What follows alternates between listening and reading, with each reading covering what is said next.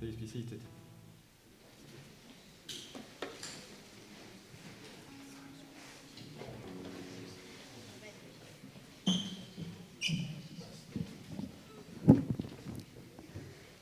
Thank you very much. Danny, if you would like to come up to do your epilogue. Have you got your clicker or is someone doing it for you? Oh, Joey's a screen man. So I'll quickly pray for Danny. Dear Lord, thank you so much for Danny and the words that you've put on his heart to speak to us all tonight. Please give us open hearts and quiet minds to really reflect on what he has to say. Amen. Cool. Can we have some lights on, please? So I can see my notes. Wing it. Cool. Okay, so I want you to imagine a world without any emotions. So you, in this world, you're living your life with no sadness, no more fear, no anger, guilt, shame, loneliness, boredom, anxiety, all gone. Sound good? Yeah. No happiness, no excitement, no hopefulness, no pride, no respect, no faith. Doesn't sound so good.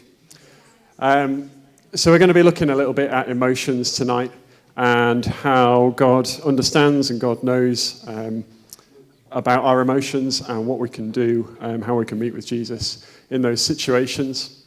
Now, emotions are given to us from God. We were created by God in the image of God, and we can see all over the Bible, especially in the Old Testament, loads of examples of God being angry and jealous and sad, but also faithful and trustworthy and loving. And the Bible actually tells us that the reason that we are able to love is because God first loved us. So God understands, and we'll explore that a little bit tonight. Just to say, we're going to focus on crying, which obviously is kind of an emotional response to a situation or a certain way you're feeling. Some of the lads are probably sitting there crying. I don't cry. I'm not a crier.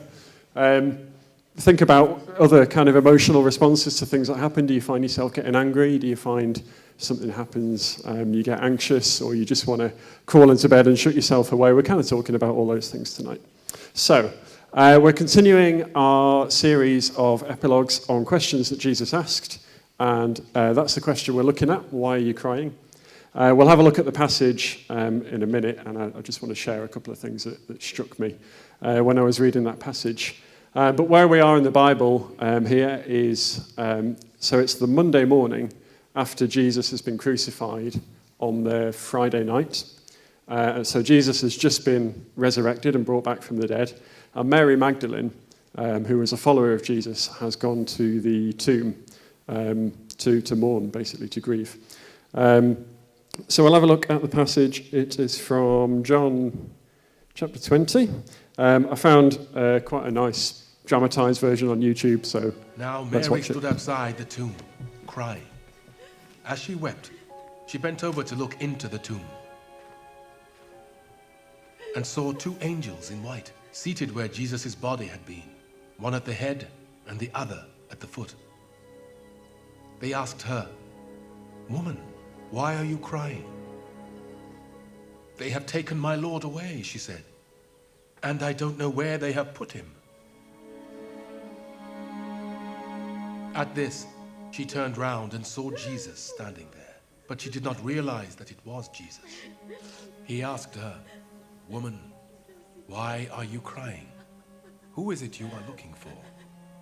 Thinking he was the gardener, she said, "Sir, if you have carried him away, tell me where you have put him, and I will get him." Jesus said to her, "Mary." She turned towards him and cried out in Aramaic, "Rabboni," which means teacher.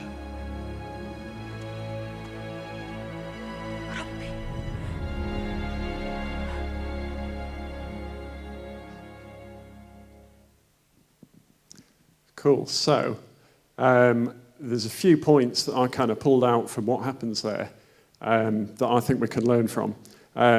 So the points are, the first one, Jesus asks Mary Magdalene, "Why are you crying?" But I think, I'm quite sure he already knew the answer. So we'll explore that a little bit and why he asks. Second point is that Jesus found Mary. Jesus went when she was crying, when she needed him, he sought her out and he went to her. The third one is that Mary turned to Jesus and recognized him. And then after that, Jesus offered comfort to Mary. And in the later verses that actually weren't part of that passage there, Jesus then uses Mary as part of his plan for his glory. So let's have a look at the first one of those. Jesus knows. So as with all of the talks on these in this series, the questions that Jesus asked, he asks a question not to find out more about us, because he already knows. If you ask a question, if I asked you, what you're doing at the weekend, it's because I want to know more about you, what you get up to in your spare time, what your interests are. But actually, the reason Jesus asks us a question, like he did Mary here, is because he wants us to be able to learn more about him. And by us having that conversation with Jesus, it allows us to build up that relationship with Jesus, which is really important.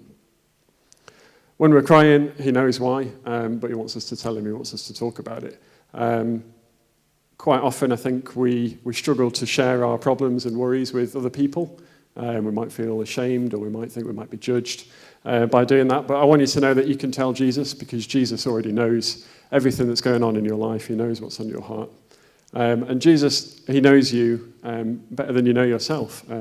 Luke chapter 12, verse 7 is a famous verse. And it says something along the lines of, he knows how many hairs you have on your head.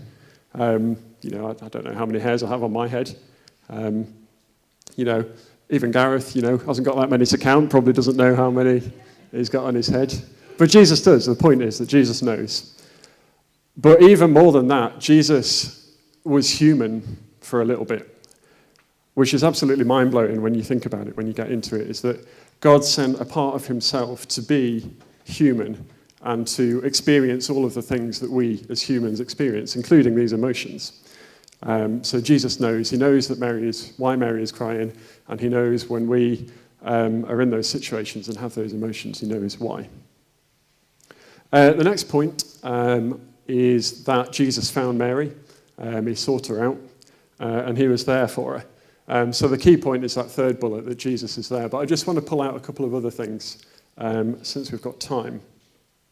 One is that I think it's significant that he chose Mary, a woman, to reveal himself to.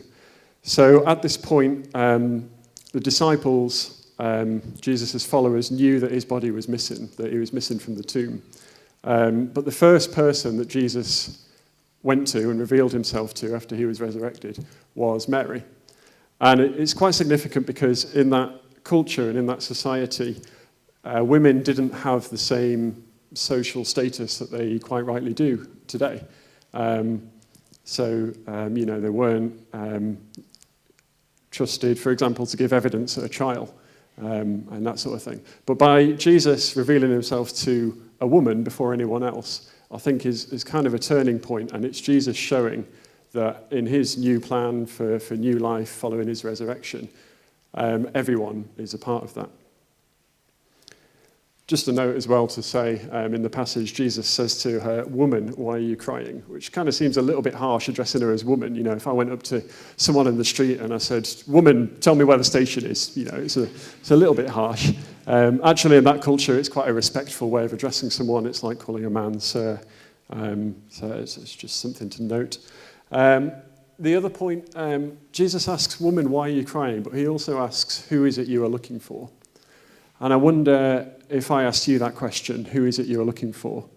What would be your answer? I think everyone is looking for answers and meaning and purpose in life. And I think we look for that in all sorts of different places, whether that's in, success, however we might want to measure happiness, popularity. People often despair that they can't find those things, and they might turn to, drink or drugs or other things. I think everyone is searching and exploring and looking for something. But I personally believe that what everyone is looking for is exactly the things that Jesus offers, which is salvation and love and peace and joy. So who is it you're looking for? Mary was looking for Jesus, and I think that we should be too. But the really important point is that Jesus was there when Mary was, really grieving and upset and obviously crying, that Jesus was there.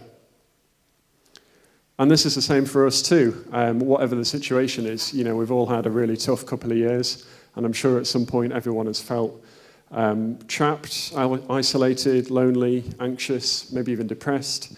And unfortunately, some people have suffered in the worst way imaginable and have had to say goodbye to loved ones.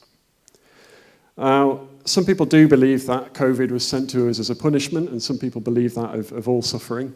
I'm not sure that I believe that, but it's kind of a whole other series of epilogues if we wanted to go into that. If you do want to, have a chat to a leader about that kind of thing, then please do find us afterwards. But there is a really important point I want to make here, and I'll give you an example. So I have a friend at work. We will call her Louise. I don't know why, because her name's Rachel, but we'll call her Louise. So she, when she was kind of your age, she was going to Sunday school, she was going to church, a youth group, kind of thought she believed in God, was on the way to becoming a Christian. But when she was a teenager, her grandma passed away. And she found that really difficult, and she found herself questioning why a God that's supposed to love her would take her grandma from her and would let her be in so much pain. Now, as I say, it's a huge topic, but I do want to say this. I think whatever that situation is and whatever the cause of it is, Jesus is there, and he's there with you, and he's standing behind you, and he's asking you, why are you crying? And he wants you to have a relationship with him. He wants you to tell him. And going back to the whole thing about God having emotions and Jesus being human and Jesus knowing, I think it all comes together in one of my favourite Bible verses, which is on the next slide. It's John chapter 11, verse 35. It's the shortest verse in the Bible, but I think it's one of the most powerful. And it says, Jesus wept. So the context around this is that Jesus had a friend called Lazarus, and Lazarus had died, and Jesus had gone to the house to comfort Lazarus' two sisters. And Jesus got to the house, and he found the two sisters, kneeling on the floor next to Lazarus' bed, crying their eyes out, obviously distraught with grief that Lazarus has died. And Jesus knelt down next to them, and he cried with them. Because he was human, he felt that as well. He felt that emotion and that pain, everything that they were going through. Not only did he know, but he felt it too. And I really want to encourage you that when you're in that situation, Jesus not only knows about it, but he feels it too, and he will stand next to you and feel it with you. So the last couple of things are that Mary then, so in the passage, Jesus talks to Mary, and eventually he kind of reveals who he is. And Mary physically turns round to see him and recognizes him. And he offered her comfort. And I think that's the same for us. Jesus will be there, but it takes us to turn around, turn to Jesus and recognize him. The easiest way to do that is through prayer, a simple prayer. Just, you're at the lowest of the low where you really need some help. Jesus, please help me. I really need your help. And even, if you feel like it, Jesus, this is what's going on. This is how I feel. Please help me. But there are other ways you can turn to Jesus. You can talk to a Christian friend. You can read the Bible. If you're new to reading the Bible and you don't know where to start, I recommend the YouVersion Bible app. There's some good kind of studies and daily verses on there. Or you can stick some worship music on, find some of the songs we sing at YF. But yeah, I'd really encourage you, if you're ever in that situation where you don't know where to turn to Jesus. And the last thing that happens, it's not in the video that we watched, but in the following verses, not only does Jesus comfort Mary, but he uses her for his glory. He then tells Mary to go and tell the disciples that she has seen him. And again, that's the same for us. If we're obedient to him, then Jesus has a plan for us, and he will use us. So on the last slide, just to summarize those 4 points again, what happens in that story and what can we take away? Jesus knows when we need him, when we're in that situation where we don't know where else to turn. He will find us, he will stand with us, and if we turn to him, he will feel it with us. And and he will offer comfort, and he will use us for his glory. So that's all I wanted to say. If the band want to come and get ready, I think we've got time for another song. I suppose just to say as well, I've covered quite a lot of big topics in a very short space of time, so if there is anything in there, particularly around suffering and that sort of thing, then please come and find one of us afterwards. Otherwise, I'll leave you with the band.